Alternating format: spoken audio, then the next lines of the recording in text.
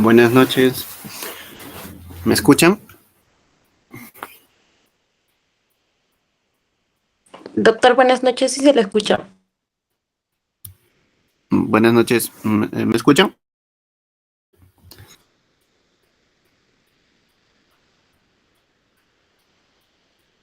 Doctor, buenas noches, sí se le escucha, doctor.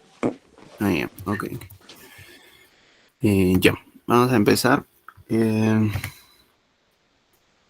Bueno, hoy tenemos tres temas. Dos temas cortos que son pelvimetría, diámetros fetales, partograma y bueno, el tema pues un poco más largo que es el de trabajo de parto normal, ¿no? Entonces vamos a empezar.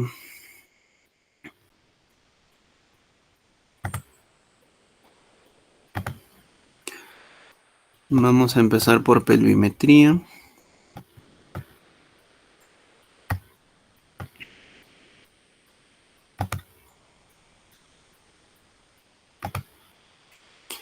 Ya. ¿Sí se puede visualizar? Sí, doctor. Ok. Ya. Bueno, ya entramos ya netamente a lo que es el trabajo de parto. Recuerden que el trabajo de parto tiene tres componentes principalmente, ¿no? Uno de ellos, que se le conoce como las tres P's, ¿no? La P de pasajero, que es el bebé, el pasaje, que es la pelvis o el canal, y la potencia, que es la intensidad de las contracciones, ¿no? Entonces, con pelvimetría tenemos que ver lo que es el canal principalmente y con diámetros a lo que es el pasajero. Eh, Recuerden que la pelvis se va a dividir en una pelvis mayor y una pelvis menor. La pelvis mayor es aquella pelvis que está por encima de la sínfisis del pubis y del promontorio y que va a comprometer los huesos ilíacos, las alas, ¿no?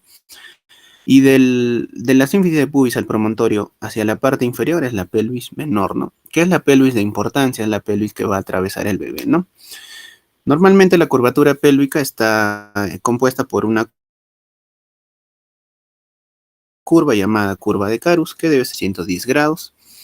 Esto se suele ver para que la pelvis sea adecuada para un trabajo de parto. Del hueso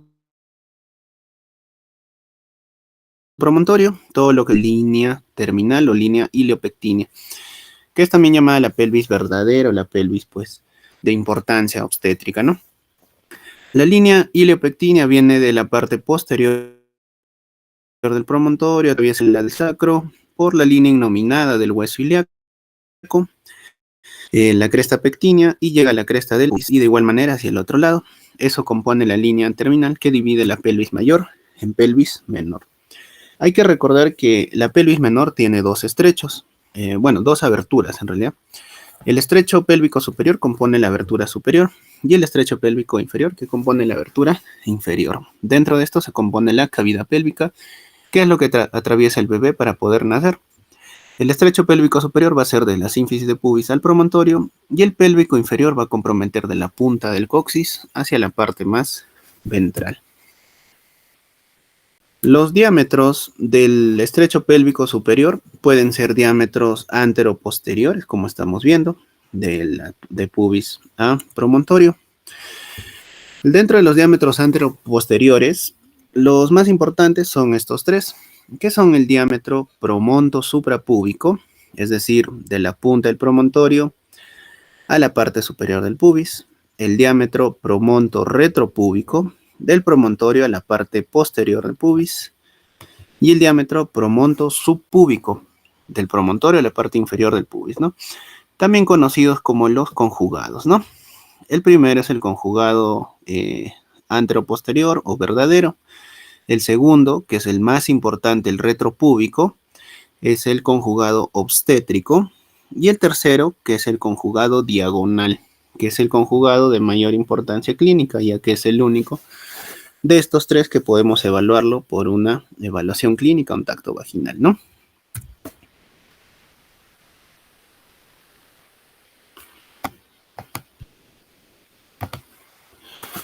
Listo.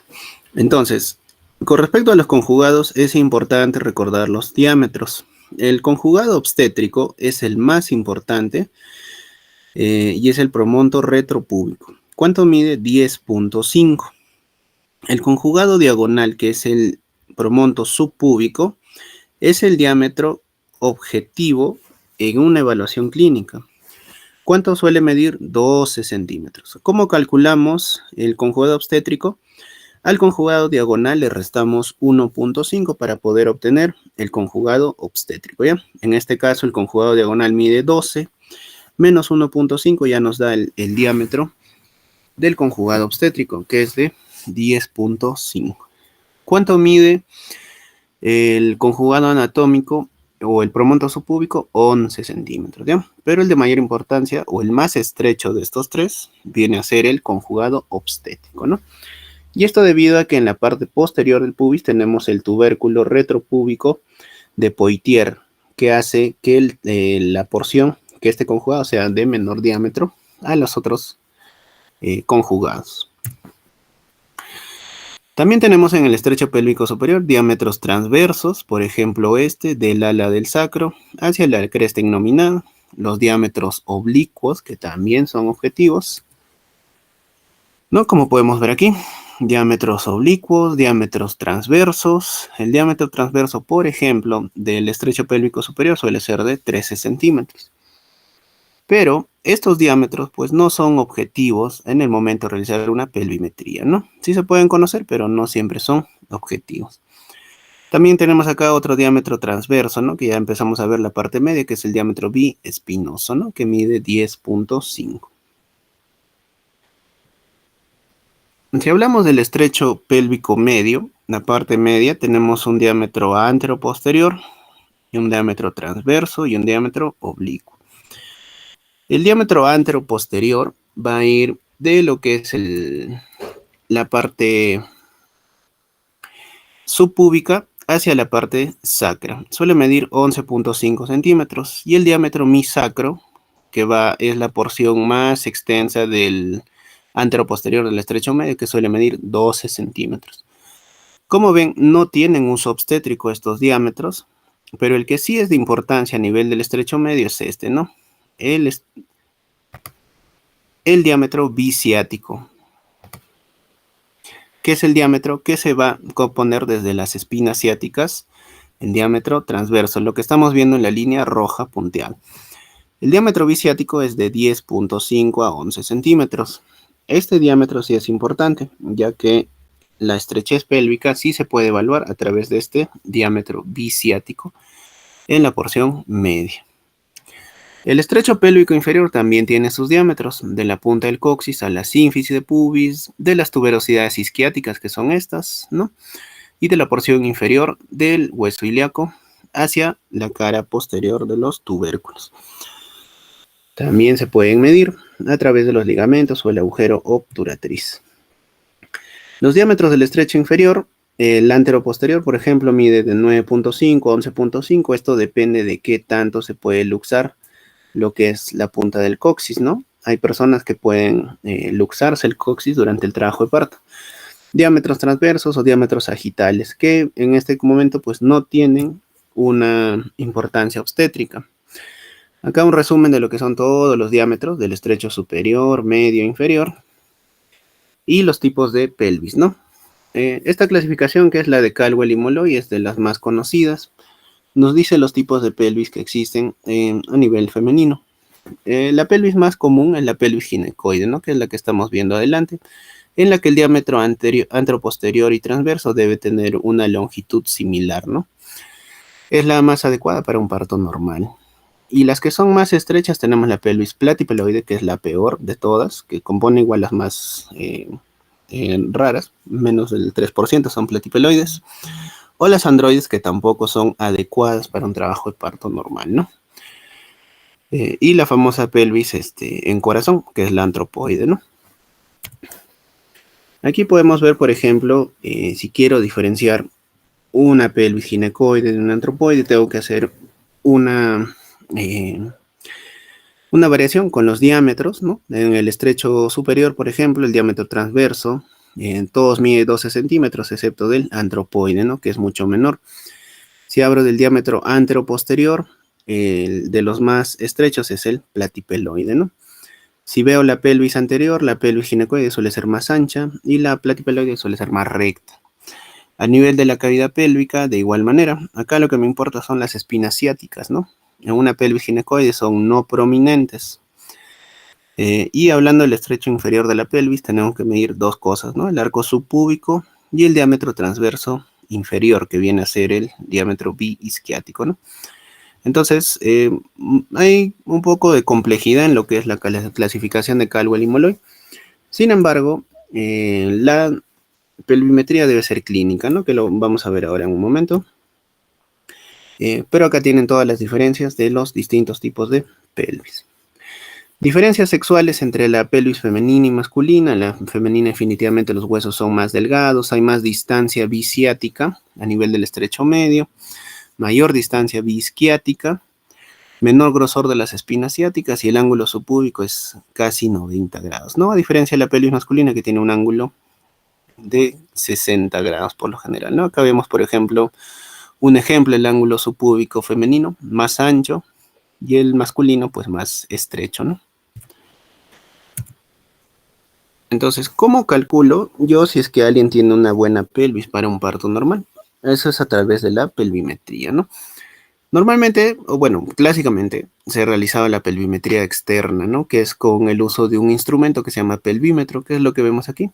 El más usado era el de Badulaque, ¿no? Que es este, que medía la pelvis de la parte posterior a la anterior, ¿no? La pelvimetría externa te medía el diámetro conjugado externo de Badulaque, que debería ser de 20 centímetros, ¿no? Si era menor de 18 centímetros con este instrumento, consideraban como una pelvis plana, ¿no? O cualquier alteración en los diámetros biespinosos, bicrestal o bitrocanterio, como podemos ver, de ambos trocánteres de fémur, consideraban como una pelvis estrecha, ¿no? ¿Cuál es el problema de esta pelvimetría? Es que no es objetiva, ¿no? No solo porque no vas a llegar realmente a tocar las partes óseas, sino por las diferencias anatómicas de todas las gestantes, ¿no? Entonces, ¿qué es lo recomendado? Hacer la pelvimetría interna, ¿no? Y el protocolo es el siguiente. Recuerden que la pelvis tiene 3 estrechos.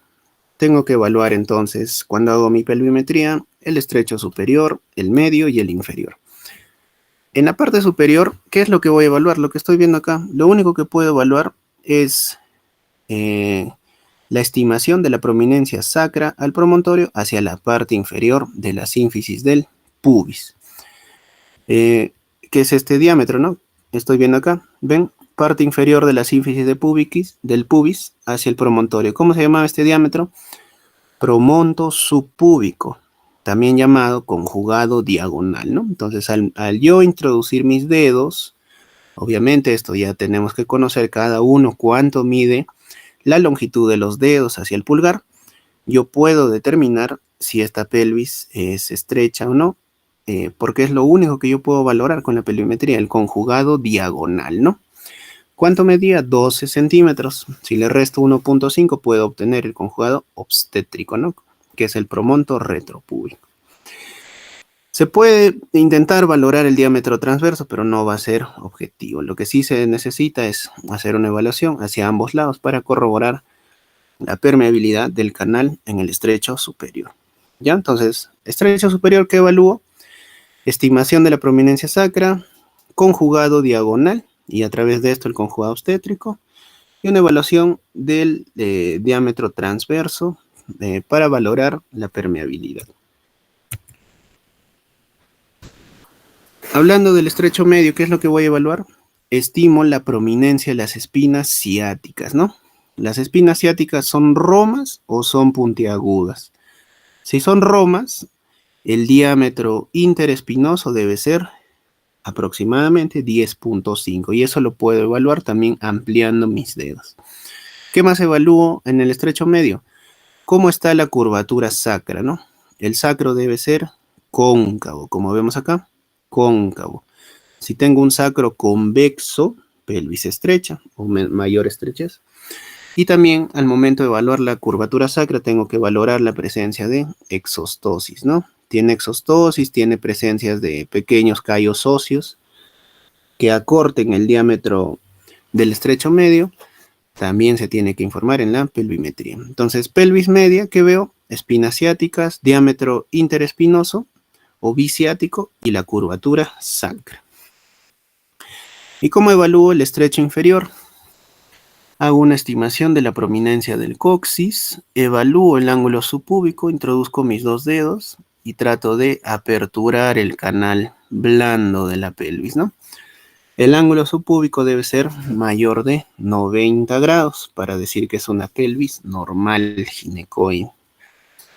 Y la estimación del diámetro bisisquiático o diámetro intertuberoso, ¿no? ¿Cómo hago eso? Midiendo con mis puños.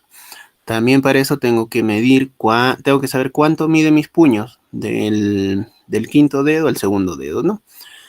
Si esto está menor de 8 centímetros, a eso le considero yo como una pelvis estrecha, ¿ya? El estrecho inferior. Entonces, no se olviden la pelvimetría interna, la forma de hacer la pelvimetría. 3 puntos que ver en cada parte de estrechos. Y con eso ustedes pueden determinar si es una pelvis ginecoide, es decir, para un parto normal, o si es una pelvis estrecha, que es lo más objetivo, más que la clasificación de Caldwell y Molloy. Entonces, pelvimetría interna, recuerden, estrecho superior, el conjugado diagonal 10.5, estrecho medio, el biciático 10.5, y el estrecho inferior, que es el diámetro bisquiático, 11 centímetros, ¿no? ¿Cómo calculo el conjugado obstétrico? Diagonal menos 1.5, y obtengo el conjugado obstétrico, ¿ya? Con respecto a los diámetros fetales, tengo que recordar que la cabeza del bebé tiene suturas y tiene fontanelas. Entre las suturas tenemos la sutura sagital, la sutura interfrontal, parietofrontal o coronaria y la parieto-occipital o lamboidea. Y en las fontanelas tenemos la fontanela mayor anterior o bregmática y la fontanela menor posterior o lamboidea. Entonces acá veo, por ejemplo, una porción de la cabecita del bebé, la parte anterior. Esta es la fontanela, la confluencia ¿de qué? De las suturas, ¿no? Donde las suturas se unen, eso se llama fontanela. Entonces tengo la fontanela anterior o bregmática y la fontanela posterior o lamboidea. Entonces la antropometría fetal normal nos ayuda a apreciar el volumen de la cabeza y tenemos que saber también la medición de sus diámetros, ¿no? Un diámetro muy importante es el diámetro biparietal, de hueso parietal a hueso parietal, que debe medir 9.2, ¿no? Acá veo la sutura coronal, por ejemplo, la sutura frontal y la confluencia de las suturas, este espacio, este rombo se llama fontanela anterior. Es lo que las mamás, las abuelitas le conocen como molleras, ¿no? Las famosas molleras son las fontanelas, ¿no? Entonces la fontanela anterior es la fontanela bregmática, ¿no? Sigo la sutura sagital, que divide los dos huesos parietales, y me voy a la fontanela posterior, ¿no? Y la fontanela posterior ya se divide hacia atrás con el hueso occipital o el occipucio en la sutura lamboidea. Entonces acá veo un corte de la parte superior, fontanela anterior, fontanela posterior. ¿Por qué es importante esto? Porque cuando ustedes hagan tacto vaginal a su paciente, tienen que determinar cuál es la posición del bebé, que eso se llama variedad de presentación. La variedad de presentación va a ir en base a la fontanela que yo estoy tocando con mi dedo, porque cuando el bebito está de cabecita, lo que sí siento es la fontanela. Y principalmente mi punto de referencia en todos los trabajos de parto va a ser el occipucio, que es la fontanela posterior. Esta fontanela es la que más se siente. Y esa es la que ustedes van a tener que determinar con la variedad de presentación que también vamos a ver en un momento.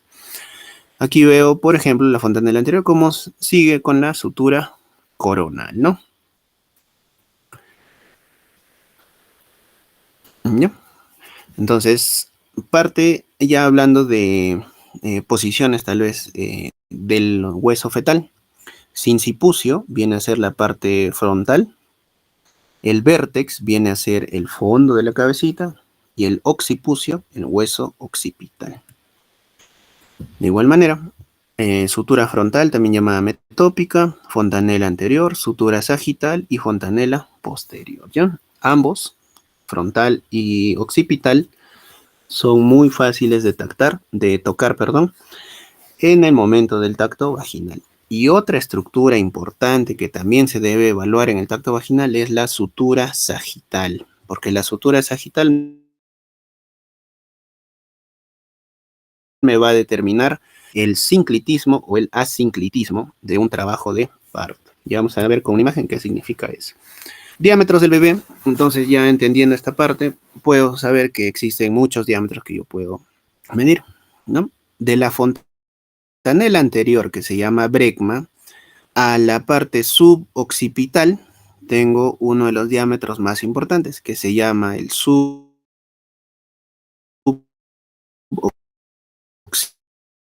hueso occipital, al brecma, que es la fontanela anterior, suboccipito brecmático. ¿Cuánto mide? 9.5. ¿Por qué es de importancia? Porque ese es el diámetro que se presenta en una presentación de vértex. ¿Qué significa vértex? Cuando el bebé está de cabecita, el trabajo de parto normal, este es el diámetro que se va a presentar, 9.5. Tengo otras medidas, por ejemplo, la medida del occipito frontal, ¿no? De la parte frontal del bebé, de la frente al hueso occipital, ¿cuánto mide? 12 centímetros, ¿no?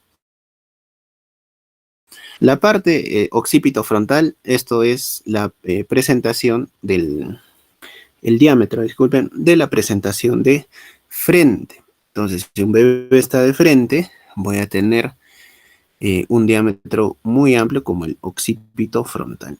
Puedo hacer mediciones también del sincipucio, que es de la parte posterior, tanto al mentón, sincipito mentoniano, o el sincipito subnasal, ¿no?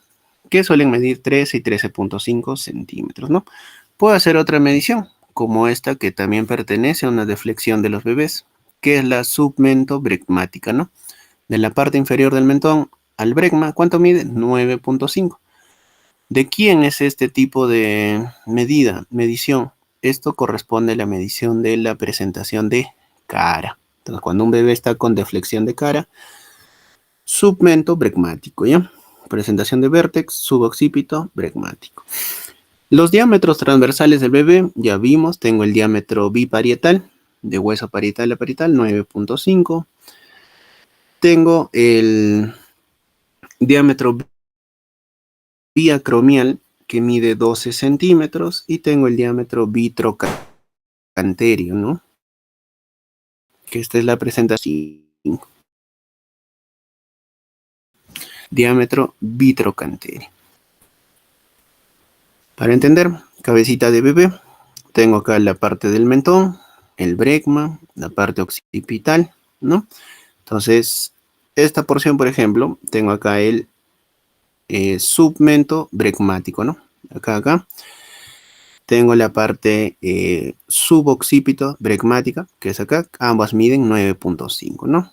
Tengo la porción occipito frontal, que mide 12 centímetros.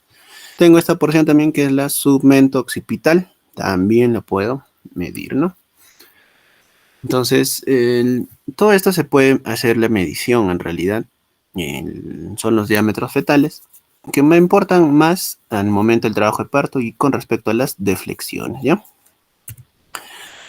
Un resumen de todos los diámetros que tienen que aprenderse.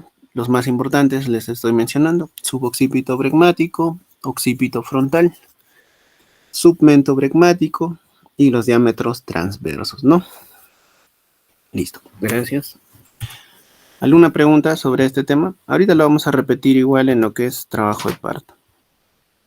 ¿Alguna duda? No, doctor, todo claro.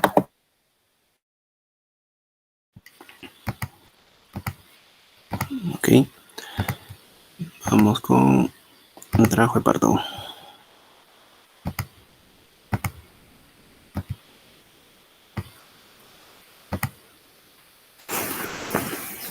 Ya. El trabajo de parto. La definición clara de trabajo de parto es esta, ¿no? Presencia de contracciones uterinas que producen borramiento y dilatación de cuello uterino. Es decir, trabajo de parto es las contracciones que van a producir dilatación acortamiento del cuello uterino y que son demostrables, ¿no? Que se pueden objetar y que finalmente van a desencadenar el parto, ¿no? Recuerden que el embarazo dura 40 semanas, aproximadamente 280 días. Un embarazo a término es aquel embarazo entre las 37 y 42 semanas, ¿no? ¿A qué llamo yo un embarazo pretérmino? Entre 28 y 37 semanas. Y un embarazo inmaduro antes de las 28 semanas. Embarazo post-término, aquel embarazo que dura más de 42 semanas. Y hay uno más que nos falta colocar aquí, que es el embarazo a término tardío, que es un tipo de embarazo prolongado, que va de 41 a 42 semanas, ¿ya? Entonces, conociéndote en el parto, tengo que saber que es un parto eutóxico y un parto distóxico, ¿no? El parto eutóxico es el famoso parto normal, ¿no? El parto vaginal. Tiene 5 características. Una de ellas es que sea un parto, pues, justamente vaginal. Otra es que el bebé venga en posición cefálica o de vértex, ¿no? Si el parto es en vértex, es parto eutóxico. Otra es que sea un parto único, es decir, un solo bebé. Otra es que sea un parto a término, es decir, un bebé más de 37 semanas. Y la quinta es que sea un parto espontáneo, ¿no? Es un parto donde no se ha realizado maniobras, intervenciones o medicamentos para ayudar el parto, ¿no? Eso se le llama parto eutóxico, ¿ya? Y el parto distóxico es aquel parto, pues, con problemas, ¿no? No es un parto normal. Es un parto que finalmente requiere de maniobras, intervenciones quirúrgicas, instrumentales, para que lleve a término su evolución o su desenlace, ¿no? Si una distocia pues no progresa, finaliza con una cesárea. El parto es la instauración de la dinámica uterina rítmica y progresiva, con un mínimo de 2 contracciones en 10 minutos, donde el cuello empieza a borrarse un 50% y con una dilatación de 2 centímetros.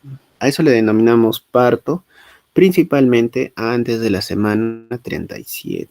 ¿Ya? A eso es la diferencia entre amenaza y trabajo de parto, cuando tenemos un embarazo pretérmino o prematuro.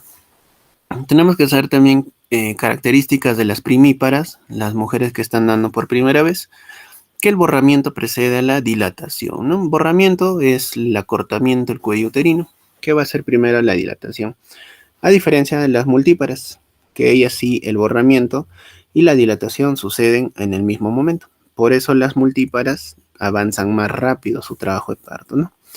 Y el trabajo de parto es el periodo que comprende desde el inicio de las contracciones hasta la expulsión de la placenta. La definición de trabajo de parto es estricta, ¿no? Son las contracciones que producen borramiento y dilatación demostrables en el cuello uterino. Se puede acompañar de rotura de membranas, expulsión del tapón mucoso o un borramiento completo del cuello uterino. ¿Cómo diferencia un trabajo de parto verdadero del falso trabajo de parto? Uno es por las contracciones. Las contracciones regulares son del trabajo de parto verdadero. Si es irregular, es un falso trabajo de parto, ¿no? Intervalos de contracciones que se acortan de modo gradual, es decir, cada vez se hacen más cortos los intervalos. A diferencia del trabajo de parto normal, que pueden seguir siendo prolongados, ¿no? O sea, cada 15, cada 10, cada 5 minutos, y eso es un trabajo de parto verdadero. Otro es que la intensidad de las contracciones va aumentando de forma gradual. Tenemos molestias en el dorso, en el abdomen, el cuello uterino se va a dilatar y no se van a detener las molestias, incluso por la sedación, ¿no? A diferencia del falso trabajo de parto, en que le puedes poner un analgésico, un sedante, y el dolor podría irse, ¿no? Entonces, de esa forma se diferencia. Ya les había presentado que el trabajo de parto, como tal, requiere de 3 requisitos, ¿no? Las 3 P's. La pelvis, que es el pasaje, que es el canal de parto, el pasajero, que es el móvil, que es el feto, y la potencia, ¿no? Que viene a ser la fuerza expulsiva, las contracciones. Hablando de la fuerza expulsiva, cada contracción uterina va a iniciar gracias a 1, la prensa abdominal, y 2, a las contracciones netamente del útero. Entonces, la prensa abdominal va a hacer esfuerzos de pujo, Funcionan los músculos expiratorios y tenemos contracciones forzadas con la glotis cerrada. 4 características de la contracción uterina es que suelen ser elásticas, de las fibras musculares del útero, son contráctiles, suelen ser retráctiles y también se pueden irritar debido a estímulos hormonales. Recuerden que la principal bioquímica de la contracción es el ingreso de la apertura de los canales de calcio, el ingreso de calcio, y esto va a generar que se activen las cadenas de miosina y actina, ¿no? Y de esta forma se genera la contracción. Acá podemos ver cómo se podría inhibir las contracciones. Este es un gráfico de medicamentos que se utilizan para inhibir las contracciones, principalmente en casos de parto prematuro, ¿no? Por ejemplo, bloqueadores de canales de calcio, antagonistas de receptor de oxitocina, ¿no? Inhibidores de los COX, los AINES, agonistas beta-adrenérgicos o el óxido nítrico, ¿no? Entonces, todo esto empieza con lo que es la apertura de los canales de calcio y finaliza con la contracción muscular, gracias a las cadenas de actina y miosina. ¿Cuáles son las características de la contracción? Uno es la intensidad, es decir, qué tan intensa llega a ser una contracción, hablando de milímetros de mercurio. 2 es el tono basal, es la potencia presente en cada contracción. 3 es el intervalo, ¿no? Entre contracción y contracción, ¿cuántos minutos hay de espaciamiento? Y 4 es la duración, ¿cuánto dura una contracción en minutos, ¿no? El punto más alto de la contracción, más intenso, se llama acme. Entonces, el acme de la contracción coincide con el mayor punto de intensidad. Las características de la contracción uterina son que tienen un tono basal, la intensidad, la frecuencia, la duración, el acme y la actividad, ¿no? Acá podemos ver cómo se distribuyen las fibras musculares a nivel del útero. Son fibras helicoidales que inician en los cuernos uterinos y que comprometen todo el útero, ¿no? La contracción por lo general empieza en la porción superior y va dirigida, gracias a esta distribución de las fibras, hacia abajo, hacia la parte inferior del cuello uterino, ¿no? El tono basal de una contracción debe ser entre 8 y 12 milímetros de mercurio. Si es por debajo de 8 se llama hipotonía y por encima hipertonía, ¿no? Es la menor presión ejercida en cada contracción. La intensidad de la contracción varía entre 30 y 60 milímetros de mercurio, que es lo normal, hasta 150 milímetros de mercurio en el periodo expulsivo. Si hay anomalías de la intensidad, es decir, es muy intenso, se llama hipersistolia, o si es muy bajo, hiposistolia. La frecuencia de la contracción debe ser de 3 a 5 contracciones en 10 minutos. Si es menos de 3, se llama bradisistolia. Y si es más de 5, se le llama taquisistolia. La duración de la contracción es el tiempo de inicio de cada contracción y recuperación del tono basal. Debe ser entre 45 y 60 segundos las contracciones palpables y las perceptibles entre 35 y 50 segundos. Si la duración es muy corta, se llama hipocronosia. Y si es muy larga, hipercronosia. La actividad uterina va a medirse en unidades de Montevideo. Las unidades de Montevideo se calculan multiplicando lo que es la intensidad con el número de contracciones en 10 minutos, que es la frecuencia, ¿no? Normalmente las unidades de Montevideo deben ser entre 90 y 250 unidades de Montevideo. Otro punto importante que se debe conocer es la triple gradiente descendiente, ¿no? ¿Qué significa eso? Que cada contracción uterina inicia en el fondo uterino, en la parte superior, y va en esta distribución que ya hemos visto, que es helicoidal, hacia la porción inferior. ¿Con qué finalidad eso? Con la finalidad de que la contracción empuje al producto, empuje al bebé hacia el canal de parto. La triple gradiente descendiente, el primer punto es la propagación, es decir, cada contracción tiene un marcapasos que inicia en el fondo uterino y se propaga a una velocidad de 2 centímetros por segundo. Lo segundo es la duración, todas las ondas llegan al acné al mismo tiempo, pero tienen diferentes orígenes. Es decir, se inicia el marcapasos en el fondo, pero todas duran lo mismo, porque un solo marcapasos dirige todo en la parte del fondo, ¿no? O sea, cada fibra se contrae y dura lo mismo, ¿no? Definitivamente las contracciones son más intensas a nivel del fondo que en el segmento inferior, que es la porción inferior. Y el tercer punto de la triple gradiente es la intensidad. El patrón es descendente. Las fibras musculares es más fuerte la intensidad que en el fondo uterino, ¿no? Entonces, acá es más fuerte y acá son de menor intensidad. ¿Para qué? Para que la fuerza empuje al bebé hacia la porción inferior. Las contracciones durante el embarazo pueden ser fisiológicas. Entre ellas tenemos las dermógenes Álvarez, que son aquellas contracciones tipo A que se presentan hasta la semana 28. Tienen una intensidad de 2 a 4 milímetros de mercurio, no suelen durar más de un minuto, en pequeñas áreas y no suelen ser percibidas.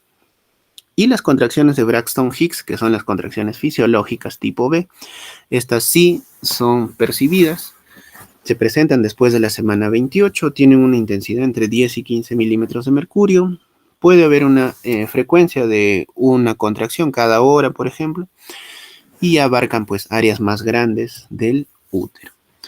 Aquí podemos ver las distocias dinámicas, que son las alteraciones de la contracción. Si hay una alteración del tono, ya le habíamos mencionado, hipotonía. Si hay una alteración, un tono más alto, hipertonía. Si hay más contracciones en 10 minutos, taquisistolia. Si hay menos, bradisistolia. Y la intensidad, ¿no? Hiposistolia, si es que es poca la intensidad. Hipersistolia, si es muy intensa, ¿no? La cual genera siempre un riesgo de rotura uterina, ¿no? A esto se le conoce como distocias dinámicas, que también lo vamos a ver en el siguiente tema, que es trabajo de parto disfuncional, ¿no? Entonces, la hipodinamia, que es poco tono, poco número de contracciones y poca intensidad, ¿no? Y la hiperdinamia, que es lo contrario, bastantes contracciones, muy hipertónicas y de mucha intensidad, ¿no? Acá podemos ver, por ejemplo, esto es, por ejemplo, de un monitoreo, ¿no? Cuando hacemos una evaluación de las contracciones, vemos cómo hay acá 3 contracciones en 10 minutos, que un tono inicial cercano a 10, con una intensidad, pues, aceptable, hasta 40 milímetros de mercurio, normal, ¿no? Esto es una actividad uterina normal. Por ejemplo, acá tenemos una hipotonía, ¿no? Ven que el tono ya no está cerca a 10, sino está más cerca al 0, ¿no? Hipotonía. Acá lo contrario, vemos que cada contracción tiene una hipertonía, ¿no? Está muy arriba por encima de 12. Aquí vemos una bradisistolia, ¿no? En 10 minutos, una sola contracción, bradisistolia. Aquí vemos lo contrario, ¿no? En 10 minutos vemos 4 o 8 contracciones, ¿no? Taquisistolia, ¿no? Más de 5 taquisistolia. Aquí vemos una hiposistolia, ¿no? Hay 3 contracciones en 10 minutos, sí, tienen buen tono, también, pero tienen poca intensidad, ¿no? Hiposistolia. Y aquí vemos lo contrario, ¿no? 3 contracciones, pero con una hipersistolia, ¿no? O sea, muy intensas, ¿no? Esas son las distocias dinámicas. Otra alteración de la potencia es, pues, la incoordinación uterina, ¿no? La incoordinación quiere decir que hay una alteración del marcapasos, ¿no? O sea, de un solo marcapaso que debe dirigir toda la contracción en el fondo hacia abajo, puede haber más marcapasos o pueden ser marcapasos incoordinados, ¿no? Esto genera que no haya una triple gradiente, sino una inversión de la gradiente, es decir, la contracción puede ser más intensa en la parte inferior que en la parte superior, ¿no? Y eso es anormal. Los anillos de contracción, que también son un problema de la coordinación uterina, ¿no? Principalmente el anillo de Van, también llamado anillo de contracción a nivel del orificio interno, muy frecuente, un signo de rotura uterina, ¿no? Anillo de Van. También es un problema de contracción y coordinación uterina.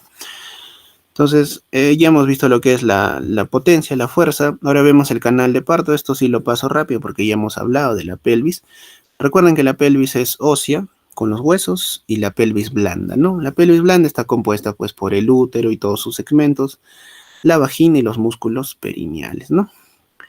Ya sabemos que es una pelvis mayor, una pelvis menor, dividido gracias a la línea iliopectina, ¿no? Los estrechos superiores, medio, inferior, ya hemos revisado también. Todos los puntos de corte, ya saben que la pelvimetría a nivel superior es más importante el conjugado obstétrico, ¿no? Estrecho medio, diámetro biciático, bisquiático. Por favor, acá sí, tal vez muchos van a tener distintas bibliografías. El biciático es de 10.5 a 11 centímetros, ¿ya? Ese es un punto de corte aceptado, de 10.5 a 11, así que no, ahí sí no hay variación. La parte inferior, diámetro bisquiático tuberoso, de 11 centímetros, eso no varía. Los diámetros internos y las distocias de canal de parto, que son las alteraciones de cada conjugado, ¿no? En la parte superior, el conjugado obstétrico es el más importante, ¿no? Menos de 10.5 ya pueden ir considerando como una pelvis estrecha, ¿no? El diámetro medio también, el biciático menos de 10.5 también le pueden considerar como pelvis estrecha. En la porción inferior, el bisquiático menos de 8 definitivamente es una pelvis estrecha, ¿no? ¿Ya? Entonces, bueno, eso es para que revisen. Tercer punto es el móvil, ¿no? El feto. Entonces, recuerden que el feto, pues sí, es un concepto dinámico netamente, porque el bebé está en constante movimiento dentro de la barriga. El feto tiene a adoptar una posición cilíndrica u ovoide con 3 segmentos importantes, ¿no? La cabeza, los hombros y las nalgas. Entonces, a nivel de los hombros y nalgas tenemos diámetros transversos, biacromial y vitrocanterio, y en la cabecita pues tenemos la movilidad debido al cuello y el estudio del cráneo con respecto al volumen y la dureza. Entonces, ¿cuáles son los puntos de corte, de reparo de cada presentación del bebé? La presentación de vértice o de vértex, tenemos el punto de reparo que es el vértex mismo o la sutura lamboidea. En la presentación de cara, mi punto de reparo es el mentón. En la presentación de frente es la nariz.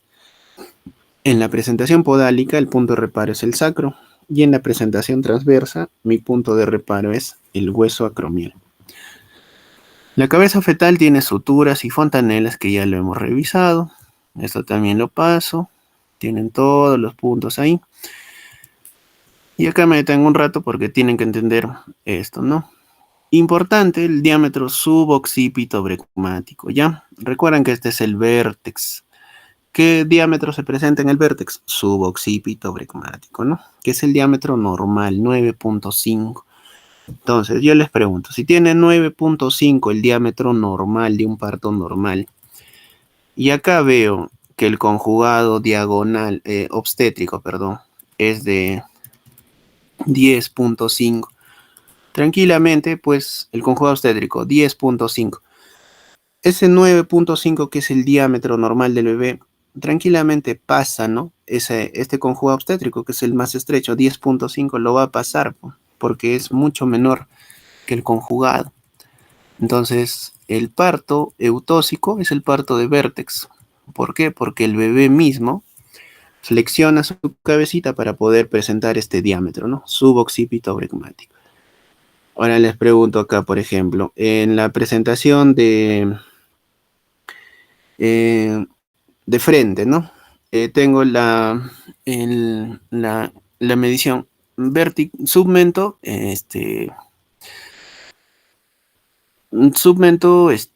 vertical, 13.5. Y acá tengo otra presentación que es la occipito frontal, ¿no? Esta es la presentación de sincipucio, presentación de frente. 12 centímetros y 13.5 no van a atravesar el conjugado obstétrico, ¿no? Entonces, estas son dos condiciones en las que no se puede dar parto normal, ¿no? Tiene que ser cesárea. Ahora, tengo acá, por ejemplo, tengo un bebé con presentación de cara. Está presentando la cara en vez de presentar la parte de la cabecita. Mide 9.5. Sí podría atravesar, ¿no? Y acá ya me va a importar cómo está el mentón, ¿no? Si es mento anterior, mento posterior. Porque 9.5 sí atraviesa, pero solo puede atravesar el mento anterior. Si es mento posterior, también va cesárea, ¿no? Entonces, para eso nos sirve la medición de los diámetros y la valoración de la pelvimetría fetal, ¿ya? Ahí están los diámetros, de igual manera, diámetros transversales y resumen de todos los diámetros, ¿ya? Ya sabemos que el bebé, la actitud es la relación de los segmentos del bebé entre sí. La situación es la relación del eje longitudinal del feto y de la madre, y la presentación es la parte del feto que se toma contacto con el estrecho superior o el canal de la pelvis, ¿no? ¿Cómo valoramos todo eso? Con las maniobras de Leopold, ¿no? Entonces vemos, esto es la situación, la relación del eje del bebé, posición, cómo está el dorso, izquierda o derecha de la columna de la madre, presentación, cómo está, qué se está presentando al canal de parto, cabecita o poto, cefálico, y actitud, que es la relación de todas las partes del bebé, ¿no? El bebé tiene que estar flexionado, miembros flexionados, mentón sobre el pecho, esa es la actitud, ¿no? Maniobras de Leopold, ya saben, la primera maniobra les sirve para ver situación, la segunda maniobra a los costados para ver la posición, tercera maniobra para ver presentación y la cuarta maniobra que es para ver el encajamiento. Entonces, el bebé puede estar con una flexión normal, que es la presentación de vértex, es lo más común. Puede ser una actitud indiferente, es la presentación de Bregma. Puede tener una deflexión ya más pronunciada, es la presentación de frente, y una deflexión completa, que es la presentación de cara. Y si el bebé está en presentación podálica, puede ser un podálico completo o incompleto. Aquí podemos ver los grados de deflexión, ¿no? El punto A es cuando el bebito, todo esto es obviamente presentación cefálica, ¿no? El punto A es la presentación de vértex, ¿no? Veo que el vértex, el vértice, es lo que se está presentando el canal de parto. Acá no veo que el bebé no está tan flexionado. ¿Qué es lo que está presentando? El bregma, la sutura bregmática, la fontanela bregmática, ¿no? Acá que veo, el bebé está estirando más el cuello, ¿no? ¿Qué es lo que está presentando? La frente, ¿no? Presentación de frente o de flexión de segundo grado. Y acá que veo, ya demasiado, ¿no? Está estirando su cuello. ¿Qué es lo que está presentando al canal de parto? La cara, pues, ¿no? Presentación de cara. Acá veo, por ejemplo, el bebé en presentación podálica. Presentación podálica, nalgas francas, quiere decir que se presenta primero las nalguitas. Nalgas completas es ya la presentación en la que el bebé junta y sobrepone los pies por debajo del, por encima de lo que es el reborde de las nalgas, ¿no? En cambio, en la presentación incompleta, el bebé tiene un pie arriba, una mano estirada, una mano o no. Esas son presentaciones de podálico, ¿no? Nalgas incompletas, como ven, estira un pie, solo se presenta una nalguita. Y esta ya es la posición transversa, ¿no? El bebé está transverso. ¿Qué es lo que está presentando? El acromio, ¿no? ¿Qué es lo que yo hago? Si hago un tacto vaginal acá, ¿qué voy a sentir? El acromio, el hueso acromial.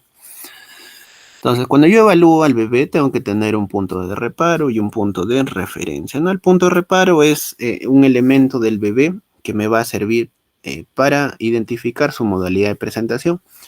Y el punto de referencia es un elemento de la mamá para ver dónde está ubicado ese bebé en relación a la pelvis. Y esto se le conoce también como variedad de presentación, ¿no? Entonces, acá, por ejemplo, yo tengo la presentación de vértex. ¿Cuál es mi punto de reparo en el bebé? El occipucio. Presentación de vértex es occipucio.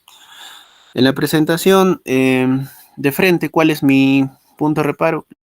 La nariz. Presentación de frente es la nariz. Tengo que tocar la nariz. Presentación de cara, ¿cuál es mi punto de reparo? El mentón, ¿ya? El mentón. Y en la presentación de bregma, justamente, ¿cuál es mi punto de reparo? El sincipucio, ¿no? O el bregma, fontanela anterior, ¿no? Entonces, a eso se le conoce como variedad de presentación. ¿Y cuáles son los reparos en base a la mamá? Es en relación al hueso ilíaco, al hueso al hueso sacro o a la sínfisis del pubis. Por ejemplo, acá tengo acá un ejemplo, la pubis está hacia la parte anterior y el hueso sacro hacia la parte posterior, ¿no? Esta es la cabecita del bebé. El vértex está ubicado hacia la porción izquierda de la mama, dividido con una cruz, una línea de la parte anterior y la parte transversa, y veo que el vértex, recuerden que en la parte posterior del vértex estaba este punto que se llama occipucio, ¿no? Este occipucio ahorita está ubicado hacia la parte anterior izquierda, más cerca al pubis. ¿Esto cómo se llama? Esto es un occipito ilíaco izquierdo anterior, ¿no? ¿Por qué? Porque está ubicado el occipucio hacia la parte anterior en relación al hueso ilíaco. Entonces, para que quede un poco más claro, acá, ¿no? Occipito ilíaco izquierdo anterior. A ver, miren cómo está el bebé, ¿ah? Yo veo, está en una situación longitudinal, está izquierdo, ¿no? Cefálico izquierdo. Pero ya hablando de la variedad de presentación, es lo que yo siento al tacto vaginal. Veo acá, por ejemplo, noto por favor, fontanela anterior está ubicada hacia el lado derecho. Fontanela posterior, ¿qué es esto? Que se llama occipucio. ¿Dónde está? Ubicado más hacia la parte anterior, ¿no? ¿Y hacia qué lado? Hacia el lado izquierdo. ¿En relación a qué? Al hueso ilíaco. Esta es una presentación occipita, variedad de presentación occipita ilíaca izquierda anterior, ¿no? Acá, por ejemplo, veo lo contrario, ¿no? El bebé está así en su posición, pero ¿qué siento en el tacto vaginal? El occipucio está hacia la parte anterior, sí, pero más hacia la parte derecha, ¿no? Este es un occipito ilíaco derecha anterior, ¿no? ¿Sí me dejo entender? Occipito ilíaco derecha anterior. ¿Cómo siento esto? Porque ubico la sutura sagital, llego al occipucio y veo dónde está. No está más hacia la parte anterior, hacia la parte izquierda, posterior o derecha. Y esto ya me da la variedad de presentación, ¿no? Acá veo cómo está el bebé, ¿no? Sigue igual en longitudinal cefálico izquierdo. ¿Cómo está el occipucio? Fontanela anterior, fontanela posterior, ¿no? Occipucio. ¿Dónde está? Está más ubicada hacia la parte posterior, más cerca al sacro. Y está hacia el lado izquierdo, ¿no? Occipito ilíaco izquierdo posterior, ¿no? Y por aquí, el occipucio hacia el lado derecho, ¿no? Occipito ilíaco derecho posterior. ¿Ya? Eso se llama variedad de presentación. Entonces, tengo que hacerlo en base a mi punto de referencia, mi punto de reparo, ¿no? ¿Por qué estoy cogiendo el occipucio ahorita? Porque es el punto de reparo de qué? De la presentación de vértex, ¿no?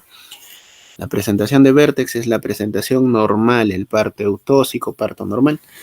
Se mide con occipucio, occipito ilíaco izquierdo anterior. Eso quiere decir que es una presentación de vértex, ¿ya? Acá, por ejemplo, tengo una presentación occipito ilíaco izquierda transversa, ¿no? Noten el occipucio está alineado, ¿no? Equidistante, una línea perfecta entre la parte anterior y la parte transversa, ¿no? Occipito ilíaco izquierdo transversa, ¿no? Acá lo contrario, ¿no? Occipito ilíaco derecho transverso, ¿no? Entonces, todo eso es por tacto vaginal, ¿no? Acá también las diferentes variedades de presentación de vértex, que es lo fisiológico, como ven. ¿Y por qué es esto? Porque el bebé gira, ¿no? En el momento de dar el trabajo de parto, tiene que estar rotando constantemente. Los bebés, recuerden que nacen mirando hacia la espalda de la mamá, hacia el piso, hacia la porción del coxis, hacia el ano. Eso es lo que miran los bebés al momento de nacer. Entonces, si un bebé, para que pueda nacer en esa variedad de presentación, pues tiene que girar, ¿no? Tiene que llegar a la porción occipito ilíaca izquierda anterior, que es la más fisiológica. ¿Y cuál es la más distóxica de todas estas? La occipito ilíaca derecha posterior, que es esto. ¿Por qué? Porque tarda mucho más en girar, ¿no? Doctor, ya no estoy en la presentación de vértex, estoy en la de bregma. Mi punto de referencia, el bregma o sincipucio, ¿no? Acá, ¿no? ¿Cómo está el bregma? ¿Noten? Bregma ilíaco izquierda anterior, ¿no? Bregma ilíaco derecho post anterior. Bregma ilíaco izquierdo transverso, ¿no? En la presentación de frente, ¿cuál era mi punto de reparo? La naricita, pues. Entonces, hacia donde yo sienta la nariz, frente ilíaco izquierdo transversa, ¿no? ¿Por qué? Porque la naricita está acá, ubicada hacia el lado transverso, ¿no? Frente ilíaco, o fronto, perdón, ilíaco derecho transverso, ¿no? ¿Dónde está la nariz? Ahí pongo presentación de frente. Presentación de cara, ¿cuál era mi punto de reparo? El mentón. Mento ilíaco izquierdo posterior, ¿no? ¿Por qué? Porque el mentón está hacia la parte posterior, el hueso ilíaco.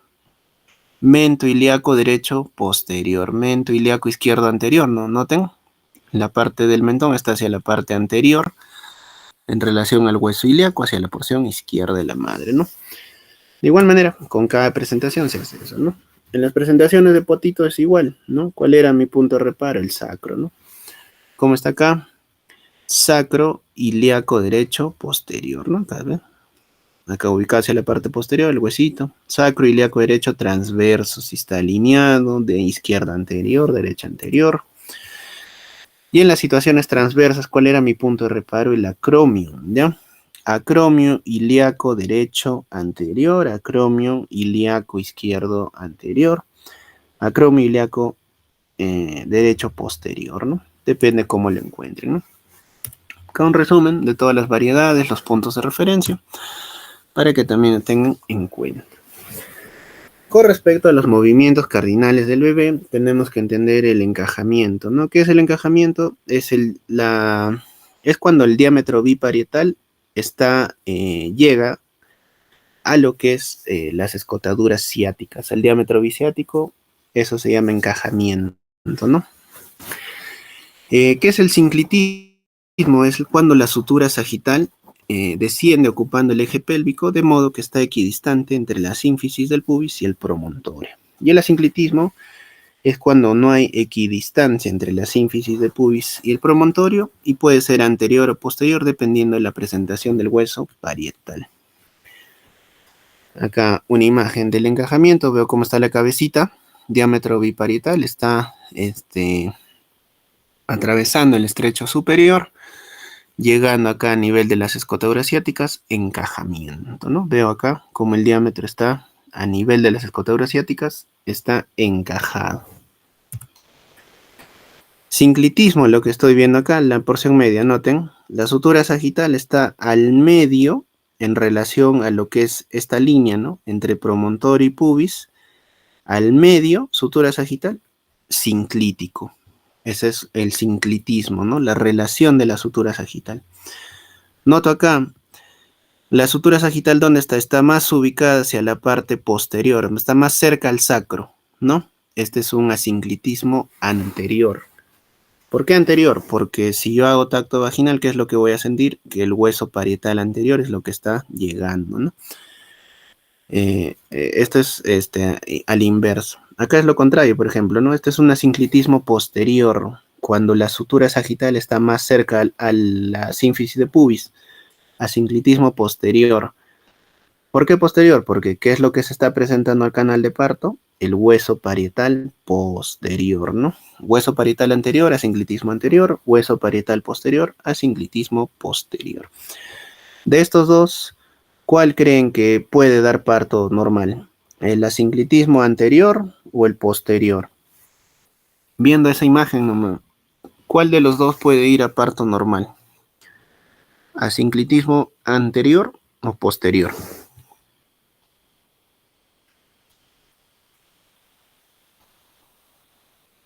El anterior, doctor. El anterior puede ir a parto normal, pero el posterior no. Posterior es un signo de DCP, desproporción cefalopelviana. Noten, ¿no? Cómo está entrando en la cabeza. Obviamente no va a encajar, se está golpeando. ¿Ya? Entonces, eso es sinclitismo, ¿no? Otro movimiento es el descenso, ¿no? El descenso. El primer requisito para el descenso es que en una nulípara ya se haya ocurrido el encajamiento, ¿no? Y en una multípara el descenso va de la mano con el encajamiento, así que ahí no hay problema, ¿no? Las fuerzas que se producen son la presión del líquido amniótico, la presión directa del fondo sobre la pelvis durante las contracciones, el pujo de la madre de los músculos abdominales y la extensión y enderezamiento del cuerpo fetal.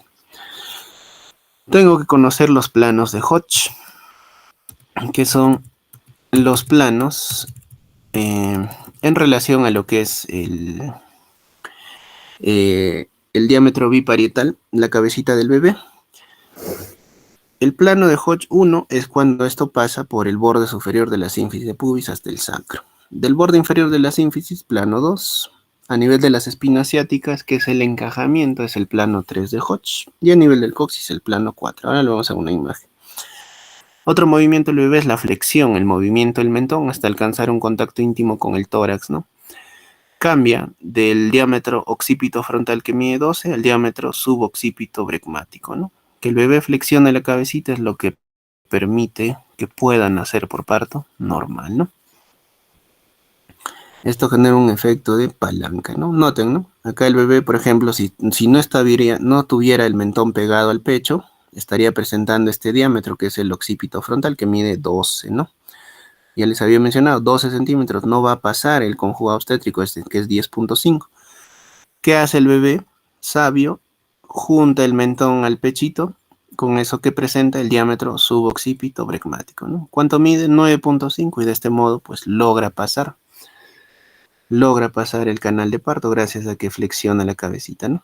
Por este diámetro. Otro movimiento es la rotación interna, el giro de la cabeza, la extensión, que es estirar la cabecita, la rotación externa, que también se llama restitución. Bueno, esto lo vamos a ver ahorita en un video. El encajamiento, ¿no? El descenso de la cabecita a nivel de las espinas ciáticas. Acá un caso de sinclitismo posterior. El descenso, la rotación y la extensión de la cabecita del bebé. Todos son movimientos fetales, ¿no? Y finalmente la expulsión de los hombros, ¿no? Aquí vemos cómo va girando, ¿no? La cabeza del bebé, ¿no? Lo que les mencionaba. Está en variedad de presentación occipito ilíaca izquierda anterior. Noten cómo está el bebé. El hueso, el occipucio está hacia la parte anterior. Empieza a descender, a flexionar. Hace una rotación interna y se va hacia la parte transversa. Y el occipucio alineado en la porción entre la sínfisis y el pubis, que es el sinclitismo, es cuando empieza a avanzar, hace la rotación completa y extiende la cabecita, ¿no? Y con esto ya empiezan a hacer. Ya externamente se hace la rotación externa, que es el único momento donde interviene el obstetra o el médico. Sale el hombro anterior y el hombro posterior, ¿no? Ya, entonces todo eso con respecto al bebé, que es lo tercero, ¿no? Ya hemos visto contracciones, la fuerza, ya hemos visto la pelvis, el pasajero, y hemos visto el bebé, que es el pasaje, perdón, y el pasajero, que es el bebé. Entonces, el trabajo de parto, ya sabemos que es las contracciones uterinas que van a producir dilatación. Es todo un proceso. El trabajo de parto es la presencia de las contracciones, pero recuerden que es el parto, ¿no? Es el proceso en el que el producto de la concepción y sus órganos y sus anexos son expulsados del organismo a través de las vías genitales, ¿no? Y ya sabemos cómo es un parto eutóxico, es el parto espontáneo, es el parto normal, ¿no? El inicio del trabajo de parto, pues, se va a determinar por contracciones de buena intensidad, de 3 a 5 contracciones en 10 minutos, una duración de 30 a 60 segundos, intensidad progresiva de 30 a 50, seguidas de dilatación y borramiento. Entonces, el trabajo de parto, como ya tiene, pues, etapas, ¿no? La primera etapa del trabajo de parto es la etapa del borramiento y dilatación cervical. La segunda etapa es la etapa del expulsivo. Y la tercera es la del alumbramiento, ¿no? Acá los tiempos, por ejemplo, porque la primera etapa de dilatación se divide en una fase latente y una fase activa, ¿no? Y esto va a depender de los centímetros de dilatación.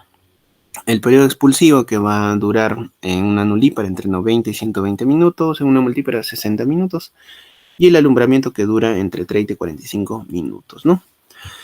Todo esto se sabe gracias a las curvas de Friedman, ¿no? Friedman, pues, fue un médico de los años 50 que determinó el trabajo de parto. En realidad, todo lo que conocemos de la obstetricia es gracias a Friedman, ¿no? Y él determina que el periodo de dilatación, ya hablando de dilatación cervical, cuando empieza a haber dilatación de cuello uterino es cuando empieza la fase latente, ¿no? Y él determina que la fase latente va de una dilatación 0 hasta una dilatación de 4 centímetros, ¿no? Cuando empieza a 4 centímetros ya empieza la fase activa. Y esta fase activa va a tener 3 fases: la de aceleración, la de máxima pendiente, que es el momento en el que suben más, y la fase de desaceleración, que es aquella que está cerca al periodo expulsivo, ¿no?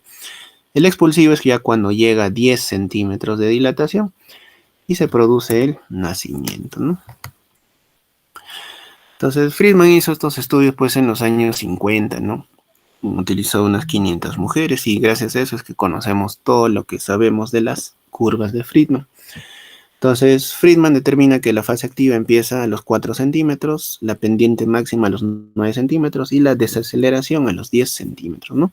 Entonces, esta es una curva, por ejemplo, de Friedman, de dilatación y descenso, ¿no? En rojo vemos lo que es la dilatación y tiempo en horas del trabajo de parto, ¿no? Por ejemplo, eso es en una nulípara. Vemos cómo para que llegue a 4 centímetros de dilatación, pues hay un promedio hasta 10 horas y eso está totalmente normal, ¿no? Y recién en 4 centímetros de dilatación, esta dilatación es más progresiva, ¿no? En nulípara, pues es de 1 centímetro por hora.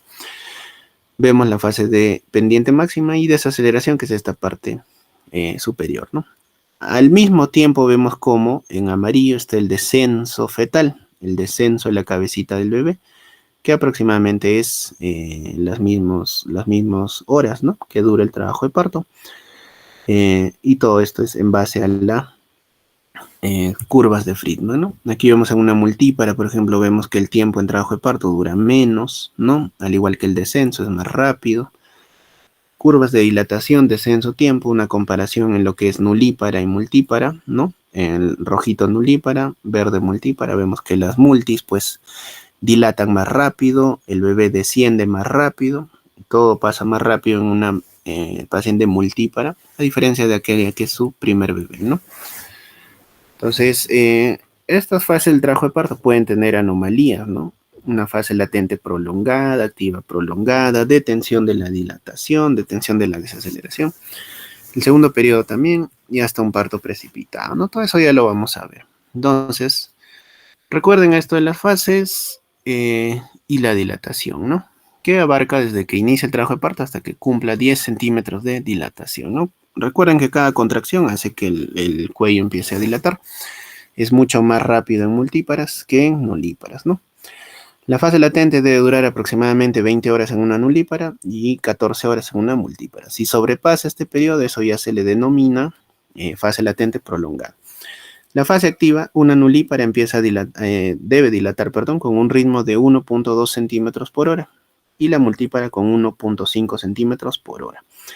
El descenso debe ser de 1 centímetro por hora en una nulípara y 2 centímetros por hora en la multípara. Entonces, la duración normal de un trabajo de parto, ya hablando de la fase activa como tal, de una primípara es entre 8 y 12 horas y una multípara de 6 a 9 horas, ¿no? Si se produce un parto con una duración menor a 2 horas desde que empieza la dilatación, eso se le llama parto precipitado, ¿no? Si es nulípara o si es multípara, si es menos de 1 hora. Entonces acá, por ejemplo, ¿cómo es la fase latente prolongada, no? Cuando ya sobrepasan las 20 horas, por ejemplo, en una nulípara, ¿no? Hasta acá fase latente, pero acá vemos que hay mucha progresión, ¿no? Ya fase latente prolongada, ¿no? El manejo de la fase latente, esto lo vamos a ver con más claridad en el apartado de distocias. Entonces, todas las curvas se pueden detener y esto ya vamos a objetivarlo con el partograma, que también vamos a ver en un momento. Esto lo paso para que no sea muy cansado. Pero cada curva que ha determinado Friedman puede tener una desaceleración o una detención o una anomalía, ¿no? Incluso en el descenso, ¿no? Entonces, todo esto es gracias a las curvas de Friedman, ¿no? ¿Qué es la dilatación? Es en centímetros qué tanto se han aperturado el cuello uterino, ¿no? ¿Y qué es el borramiento? El adelgazamiento, ya es lo que estamos viendo acá. El adelgazamiento del cuello uterino. Acá vemos, por ejemplo, un 0% incorporado, que es un cuello largo, ¿no? Acá un 50% incorporado, ya del valor normal ha bajado el 50%, y un 100% incorporado, que es ya para próximo al nacimiento, ¿no? Después del borramiento cervical y la dilatación se forma la bolsa de las aguas, que va saliendo la bolsita, la membrana amniótica, y por detrás de eso viene la cabecita del bebé, ¿no? Poco a poco se borra el cuello y a la vez empieza a dilatarse, ¿no? Llega a 10 centímetros, acabó la fase de dilatación. El periodo expulsivo, que es el segundo periodo del trabajo de parto, inicia con la dilatación completa y finaliza con la expulsión del bebé. ¿No? En una nulípara el periodo debe durar aproximadamente 2 horas y en una multípara 1 hora. Ojo que todo lo que les estoy diciendo en este momento es con respecto a las curvas de Friedman, ¿ya? Ya. A ver, un momento.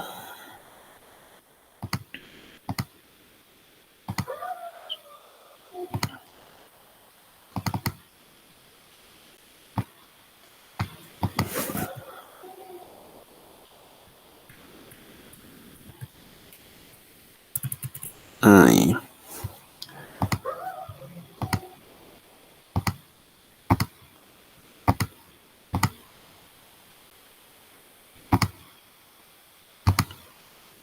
Ya. Entonces, lo que faltaba completar de esta parte es que quiero que entiendan unas cosas, ¿no? Recuerden que el parto es diferente al trabajo de parto, ¿no? Cuando yo hablo parto, hablo ya todo el periodo desde que se produce la concepción, es decir, desde que se produce la fecundación, y el parto incluye hasta el momento en el que nazca el bebé y pase el periodo de recuperación de la madre, ¿no? Entonces, acá yo tengo 4 fases del parto como tal, ¿ya? Y esto es importante. Lo que ven en la pantalla son las 4 fases normales del parto. La primera fase es la fase de quiescencia o fase de relajación uterina. Entonces, la fase de quiescencia empieza desde la concepción y dura aproximadamente hasta la semana 28, aprox. La fase 0, fase de quiescencia, tiene mediada la hormona principal, que es la progesterona, ¿ya? ¿De qué se encarga la progesterona? De la relajación del músculo liso, ¿no? O sea, la fase de quiescencia es la fase de relajación del útero. ¿Para qué? Para permitir el crecimiento del bebé, ¿no? ¿Qué otras hormonas están involucradas en esta fase? La prostaciclina, la relaxina, el óxido nítrico y la hormona paratiroidea, ¿no? Ya empieza la fase 1, que es la fase de activación.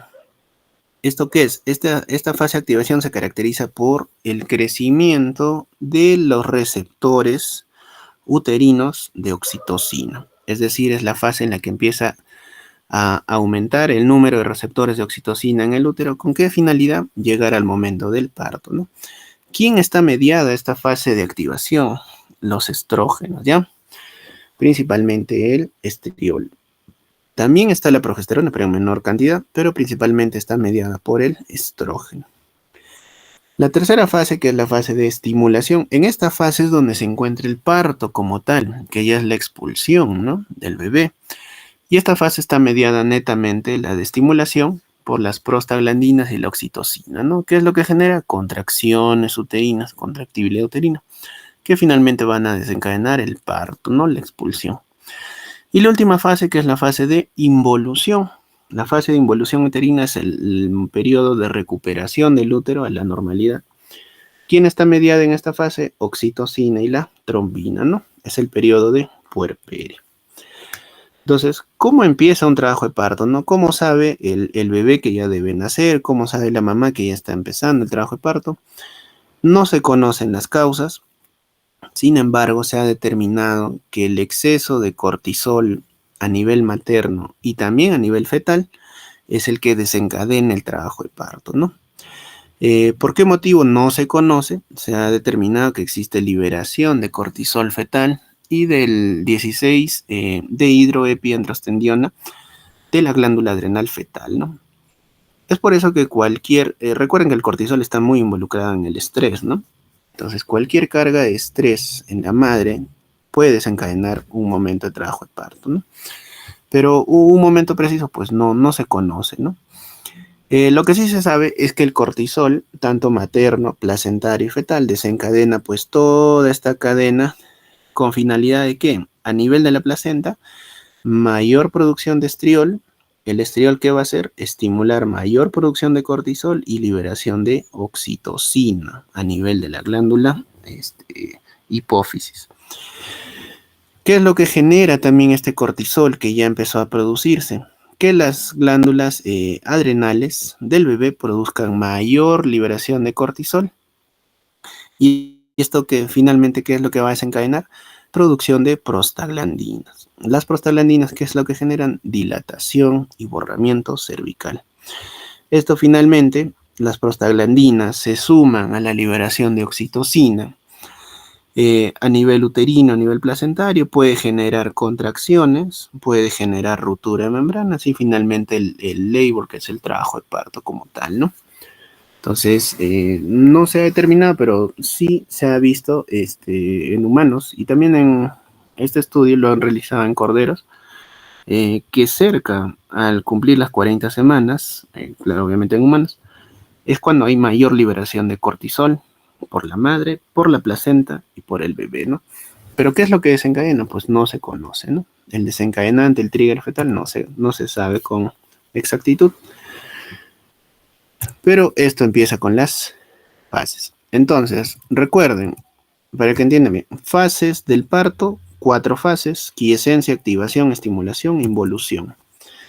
Dentro de la fase de estimulación, que es donde empiezan ya las contracciones, en esta fase se encuentran estos 3 periodos, que es el periodo de dilatación, el periodo expulsivo y el periodo de alumbramiento.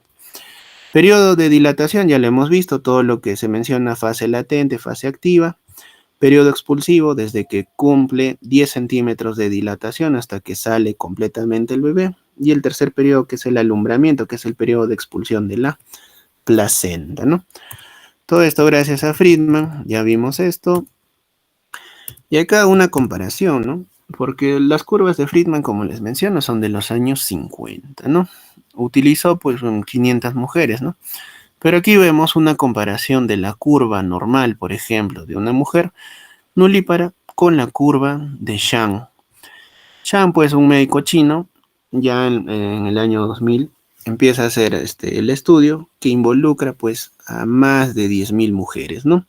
Definitivamente tiene una población mucho mayor para determinar si realmente lo que Friedman ha estudiado pues hace más de 70 años sigue siendo vigente o no. Y Zhang determina que hay muchas cosas, principalmente una de ellas es el inicio de la fase activa, ¿no? Que como menciona Friedman, pues no debería empezar con 4, sino con 5, y Zhang dice 6 centímetros de dilatación, ¿no? Porque a partir de la fase activa empieza a ser mucho más rápida la dilatación. Aquí vemos, por ejemplo, en duraciones de percentiles, lo que es la dilatación de Zhang, ¿no? Por ejemplo, en una paciente nulípara, paridad 0, para que progrese de 3 a 4 centímetros de dilatación, puede pasar entre 1 hora hasta 8 horas, y eso está totalmente normal, ya que el percentil 95 es 8 horas. Vemos como que de 4 a 5 centímetros puede pasar entre 1 y 6 horas, ¿no? Y esto es donde está involucrado justamente lo que menciona Friedman, ¿no? Friedman, ¿qué es lo que decía? Que las nulíparas en fase activa deberían dilatar 1.2 centímetros por hora, es decir, de 4 a 5 debería pasar solo 1 hora, ¿no? Lo cual no es cierto, ¿no? Y eso lo determina Zhang, que dice que puede pasar entre 1 y 6 horas, y eso es totalmente normal, ¿no? Y entre 5 y 6 centímetros de dilatación puede pasar hasta 3 horas, ¿no? En una normalidad. Pero ya a partir de 6, pues estos valores sí se acortan definitivamente a lo que es la fase activa, ¿no? En una mujer que ya tiene un hijito, por ejemplo, de 4 a 5 puede pasar entre 1 y 7 horas, y una multípara de 1 a 7 horas igual, ¿no? Entonces, todo esto es gracias a las curvas de Zhang, que le involucra pues los percentiles, ¿no? De cuánto debe durar el trabajo de parto en una mujer nulípara o en una multípara, ¿no?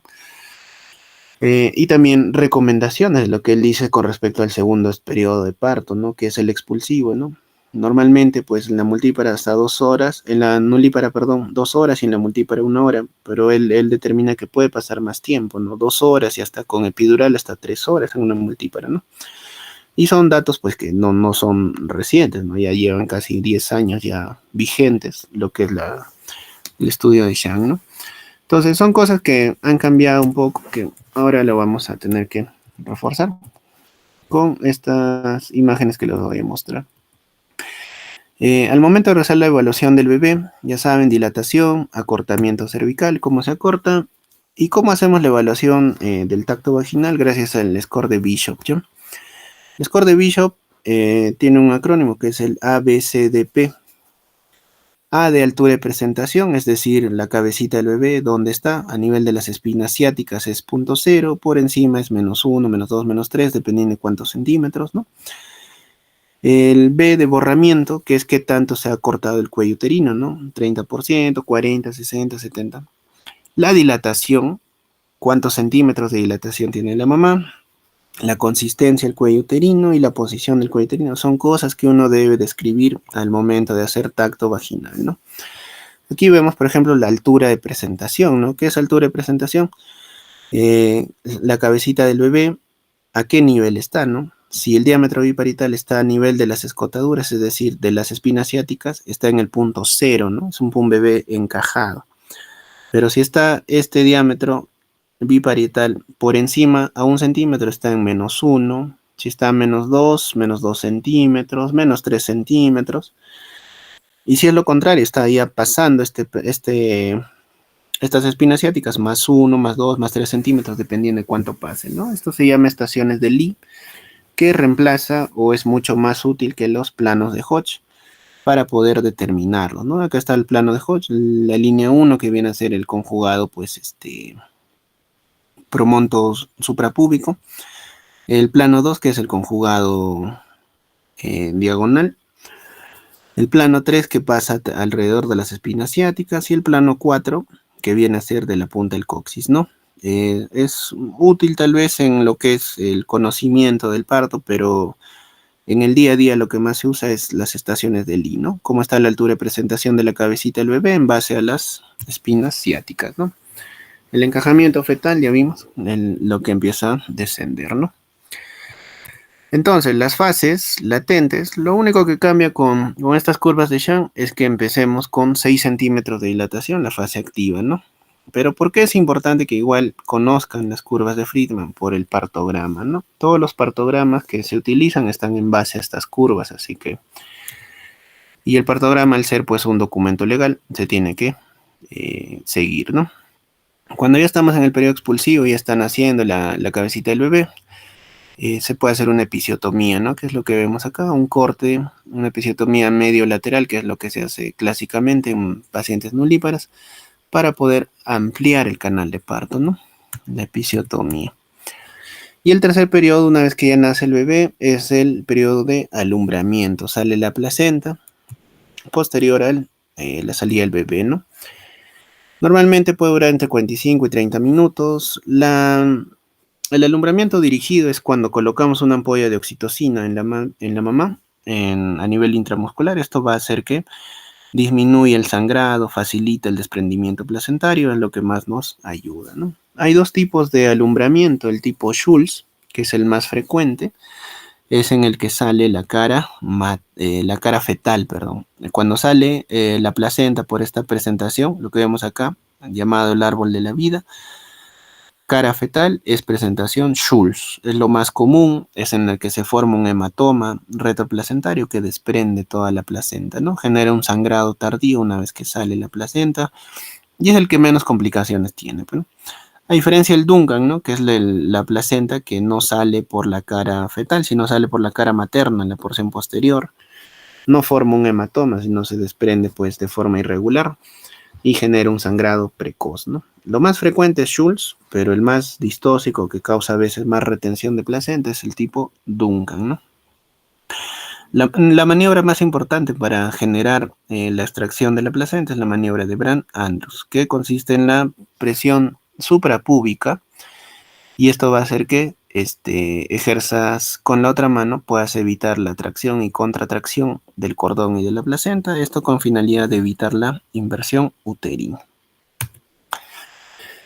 El alumbramiento puede ser tipo Schulz, lo más frecuente, ya les mencioné, cara fetal, y el tipo Duncan, cara materna, 20%, ¿no? Acá hay signos de desprendimiento de placenta, tenemos el signo de Fabry, el signo del pescador, que es traccionar el cordón, y no vamos a poder palparlo a nivel del abdomen, ¿no? El signo de Kussner, que es este en el que colocas una pinza, cuando la pinza pues ya no se mueve, es porque ya se ha desprendido la placenta, ¿no? Listo, entonces todo esto es trabajo de parto. Y finalmente el mecanismo de parto, ¿no? El mecanismo, para que sea más entendible, son los movimientos que realiza el bebé para poder nacer, ¿no? Primer movimiento, encajamiento, ¿no? Segundo movimiento, el descenso fetal. Empieza a descender la cabecita del bebé. Tercer movimiento importantísimo, la flexión, lo que les mencionaba. Flexiona la cabecita del bebé, pone el mentón en el pecho para presentar el menor diámetro, que es el suboccipito bregmático, ¿no? La rotación interna, que es un movimiento que hace el bebé, gira la cabecita con la finalidad de mirar hacia la espalda de la madre, ¿no? Y generar el sinclitismo. Cuando ya están haciendo, extiende la cabecita, la extensión, la rotación externa, que es volver a acomodar los hombros al estrecho inferior. Acá sí es donde puede intervenir el médico, y la expulsión de los hombros, ¿no? Vemos este video para que entiendan ya en resumen. Durante un parto vaginal, la primera etapa del trabajo de parto dura de 12 a 19 horas y se inicia cuando su bebé se mueve hacia su pelvis y se coloca ahí. Como respuesta, el cuello uterino se empieza a borrar o entonces, más delgado, cabecita de bebé, y vemos cómo acá empieza a borrarse el cuello, a adelgazarse y a dilatar. Contracciones fuertes y regulares que ocurren cada 5 a 20 minutos, además de dolor lumbar. Ya, empieza a girar el bebé. Crea un flujo mucoso amarronado o rojizo, el cual puede ser el tapón mucoso que se desprende de la abertura de su cuello uterino. Su saco amniótico puede romper. Ya, ahí vimos cómo se empieza a desprenderse el tapón mucoso, que es la primera señal, ¿no?, del trabajo de parto. Que ocurren cáteros, además de dolor lumbar y cólicos que no desaparecen de su cuello uterino. Sale el tapón, podría romperse la bolsa, ¿sí? Esta es la bolsa de las aguas. Y bueno, acá vemos ya pérdida de líquido, ¿no? Este video es más para que vean el mecanismo de parto. Al comienzo de la segunda etapa del parto, que puede durar de unos minutos a 3 horas, el cuello uterino se dilata por completo. Vemos cómo el bebé empieza a hacer el primer movimiento, que es el descenso. Más allá de la abertura cervical hacia su canal de parto. Durante esta etapa usted comenzará a descenso, hacia afuera, está flexionada la cabeza. Cuando sienta la necesidad, o puede que necesite que su médico partera. Vemos como el bebé solo rota, rotación interna, la cabeza de su bebé girará y se posicionará mirando su espalda. Extensión, empieza a extender su cabecita. Su útero se divide en un segmento activo que se contrae, empujando al bebé hacia abajo. Esto es la triple gradiente, ¿no? Contracciones de arriba hacia abajo. Para dar más espacio para que pase su bebé. Esa es rotación interna. En algunos casos, cuando la parte superior de la cabeza de su bebé aparece, y así como ya empezamos a verlo, ¿no? Su médico puede hacer un pequeño corte. Se puede hacer la episiotomía mediana o medio lateral. Luego, usted y este movimiento que hace el bebé es la extensión, ¿no? Puesto que la cabeza de su bebé pasa a través del canal de parto, esta toma una forma alargada. Una cabeza alargada se solucionará por sí sola dentro de unos días, ya que los huesos del cráneo regresan. Gracias a las suturas y a las fontanelas es que puede alargarse, ¿no? Esta es la extensión, extiende la cabecita. Siguiente movimiento, rotación externa, ¿no? Vuelve a acomodarse. Y siguiente, expulsión de los hombros, ¿no? Uno después del otro a fin de pasar por su pelvis. Mecanismo de parto, todos los movimientos del bebé, ¿ya? Sale fácilmente. Después del nacimiento de su bebé, se le cortará su cordón umbilical. En la tercera etapa del trabajo de parto, la cual puede durar de 5 a 30 minutos, unas suaves contracciones ayudarán a empujar la placenta fuera del útero. Y esto ya es el alumbramiento. Es posible que usted y su bebé empiecen a crear lazos afectivos mediante el contacto piel con piel y el amamantamiento. Ya. Entonces, el video es más para que entiendan el mecanismo de parto, que son los movimientos. Ya recuerden, son 7 movimientos. Tienen que repasarlos. Y finalmente, ya para terminar, nos quedaría pendiente solo esto.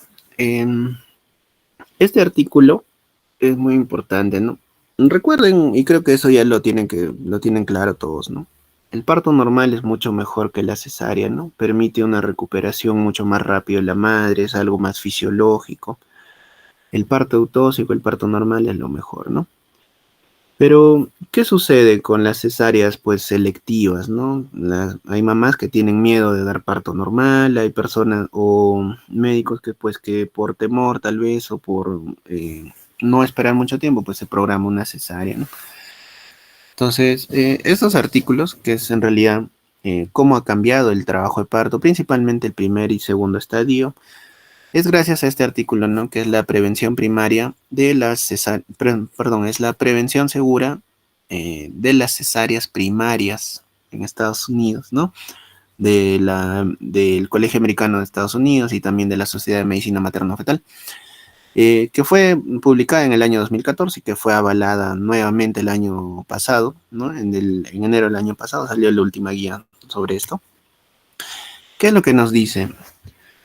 Las personas que dan parto vaginal tienen menos riesgo de morbimortalidad materna, a diferencia de aquellas que dan cesárea, ¿no? Por ejemplo, ¿no? Hay mayor riesgo de mortalidad materna con una cesárea, mayor riesgo de embolia de líquido amniótico con una cesárea, desgarros de tercer o cuarto grado, definitivamente es más con un riesgo de parto vaginal. Anomalías de placenta, incontinencia urinaria, depresión postparto, no hubo mucha diferencia entre ambas, y complicaciones con el bebé, laceraciones, daños al bebé con una cesárea, morbilidad respiratoria en el bebé, mucho mayor con una cesárea, y distocias de hombros, principalmente con un parto normal, ¿no? Entonces, principalmente la morbimortalidad materna es la que nos preocupa, ¿no? Entonces, recordemos que mientras más cesáreas tenga, mayor riesgo de presentar problemas la mamá, ¿no? Entonces, lo que se busca es, pues, que sea una cesárea justificada, ¿no? Entonces, las principales indicaciones de cesárea son las siguientes, ¿no? Y vemos que el 34%, que es la mayor cantidad de indicación de una cesárea primaria, es decir, primera cesárea, es por detención del trabajo de parto, ¿no? ¿Y por qué? Justamente por eso, porque hay que estandarizar la fase activa, la fase latente, ¿no? En segundo lugar está la indicación de un monitoreo fetal no reactivo, ¿no? O sea, anomalías ya del bienestar fetal, segundo lugar, y las malpresentaciones, tercer lugar, ¿no? Que viene a ser el feto empodálico en transverso, ¿no? Pero lo más frecuente es que haya una detención de la dilatación o un proceso, una anomalía de la dilatación, ¿no? Entonces, ¿qué es lo que busca este artículo de la COG, del American Journal y de la Sociedad de Medicina Materno-Fetal? Que nosotros entendamos que justamente la fase activa no empieza en 4, sino en 6 centímetros de dilatación, ¿no? Este es el mismo cuadro que ya les había presentado, ¿no? Cuánto tiempo puede durar en percentiles, ¿no? Y una curva normal de lo que es el trabajo de parto, ya en base a las curvas de Shang, ¿no? Que es el médico, pues, que más ha estudiado, tiene un estudio, pues, con mucho más valor científico, a diferencia de Friedman, ¿no? Que sí es el padre de la obstetricia, pero pues ya hay cosas que se tienen que cambiar con el bienestar, con la finalidad del bienestar de nuestros pacientes, ¿no? Por ejemplo, ¿no? Notamos acá la curva de una nulípara, ¿no? Que de 4 a 6 centímetros, pues pueden pasar varias horas, ¿no? Que recién a partir de 6 centímetros es cuando empieza a aumentar esa curva de aceleración máxima que veíamos, ¿no? Y una multípara, pues con mucho menor, ¿no? Mucha mayor razón, 6 centímetros, pero la duración en horas de todo el trabajo de parto es mucho menor, ¿no? Entonces, ¿qué te recomienda esta sociedad? El punto de corte en lo que es fase latente es el mismo, ¿ya? Nulíparas 20 horas, multíparas 14 horas, pero sí te recomienda que la fase latente prolongada, pues no es una indicación de cesárea, es una indicación de mejorar esas contracciones, buscar cuál es la causa, la hipodinamia y mejorarla, pero no es una indicación de cesárea. ¿Qué más te recomienda? Que la dilatación cervical más de 6 centímetros debe ser considerada como punto de corte de la fase activa en todas las mujeres en trabajo de parto, ¿ya? Es decir, nulíparas, multíparas, se debería considerar 6 centímetros como inicio recién de la fase activa. ¿Cuándo debemos considerar una cesárea? Cuando hay una detención de la fase activa. ¿Cómo considera detención de la fase activa? Y eso ya lo vamos a ver en la siguiente clase, que es distocias, que Friedman nos dice que 2 horas en una sola dilatación y que no avance, eso es detención. Ya, estas curvas nos dicen que debe pasar la paciente por lo menos 4 horas con actividad uterina adecuada o 6 horas, si es que está utilizando oxitocina, ¿no? Y a pesar de eso no haya cambios, pero eso sí que tiene que tener más de 6 centímetros de dilatación, ¿no? Con grado de recomendación 1B, ¿no? Entonces, ¿qué más nos recomiendan? Que el segundo estadio de trabajo de parto, que es el periodo expulsivo, En una multípara, pues esperar hasta 2 horas es normal, ¿no? Y en una nulípara 3 horas. Y si tiene analgesia del parto, 1 hora más en cada una, ¿no? ¿Con qué finalidad? Como les digo, todo esto se busca con disminuir el número de cesáreas primarias, ¿no? Y esto es lo del año pasado, ¿no? Lo que les mencionaba, ¿no? Friedman de los años 50 y Sham, pues que finalmente ya en un estudio, completando su estudio que empezó en los años 2000, llega a juntar ya en un estudio multicéntrico más de 60.000 pacientes, ¿no? Más de 60.000 pacientes y él mismo determina que 1 centímetro de dilatación por hora es a partir de los 6 centímetros, ¿no? Que es donde debe empezar la fase activa, que Friedman nos decía 4 centímetros, ¿no? El percentil 95 de la dilatación de Friedman es de que las nulíparas deben dilatar 1.2 centímetros por hora, las multis 1.5. Ya Shang ha determinado que es 0.5 a 0.7 centímetros por hora en la nulípara, la dilatación, y en las multíparas hasta 1.3, ¿no? Y el segundo estadio sí, que puede durar entre 2 y 3 horas, ¿no? Entonces, acá vemos las diferencias, ¿no? Del número de pacientes que se ha utilizado en cada estudio y principalmente a cuál deberíamos, pues, nosotros pegarnos un poco más con la finalidad de mejorar las tasas de cesárea, ¿no?